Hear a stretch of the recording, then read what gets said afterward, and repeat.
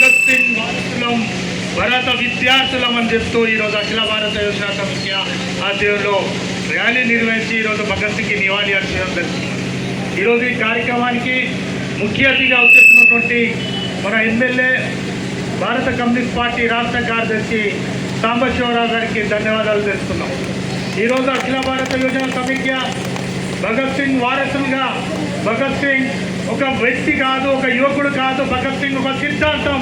భగత్ సింగ్ ఆనాడు జైల్లో ఉండి ఈ దేశంలో మహిళలు ఎట్లా ఉండాలి, కార్మికులు ఎట్లా ఉండాలి, రైతులు ఎట్లా ఉండాలి, విద్యార్థులు ఎట్లా ఉండాలి, యువకులు ఎట్లా ఉండాలి ఒక సిద్ధాంతాన్ని అందించినటువంటి గొప్ప మహానుభావుడు భగత్ సింగ్.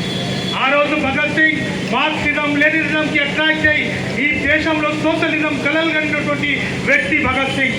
అట్లాంటి భగత్ సింగ్ చేస్తున్నటువంటి ఒక సిద్ధాంతాన్ని చూసి ఆనాడు ఉన్నటువంటి బ్రిటిష్ రాజ్యం కూడా భయపడి భగత్ సింగ్ యొక్క రోజు ముందే ఉరి కంబానికి ఎక్కించింది.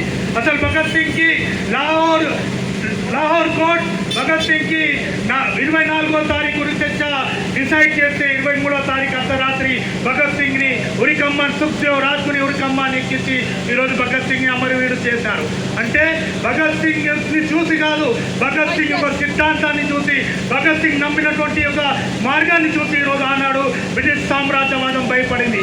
అదే సిద్ధాంతాలను తీసుకొని, అదే మార్గాన్ని తీసుకొని, అదే ఫిలాసఫీని తీసుకొని ఈరోజు అఖిల భారత యోజన సమిఖ్య భగత్ సింగ్ చనిపోలే, భగత్ సింగ్ ఇంకా బతికే ఉన్నాడు. ఈ అఖిల భారత యోజన సమిఖ్య ఉన్న వరకు, ఈ భూమి ఉన్న వరకు, ఈ ప్రపంచం ఉన్న వరకు కూడా ఈ సిద్ధాంతం, ఈ భగత్ సింగ్ని మేము భగత్ సింగ్ బతికే ఉంటారని ఈరోజు అఖిల భారత యోజన సమిఖ్య ఈరోజు ఈ వర్ధంతి సందర్భంగా అందరినీ పిలిపిస్తుంది. ఇట్లాంటి ఇదే ఆశయాలతోని భగత్ సింగ్ కలంగా సమాజం స్థాపన కోసం, సమాజం స్థాపన కోసం మనందరూ కూడా ముందుకు సాగాలని ఈ అవకాశం ఇచ్చిన మీ అందరికీ మరోసారి విప్లవం చేస్తూ ఇన్కిలాబ్ జిందాబాద్.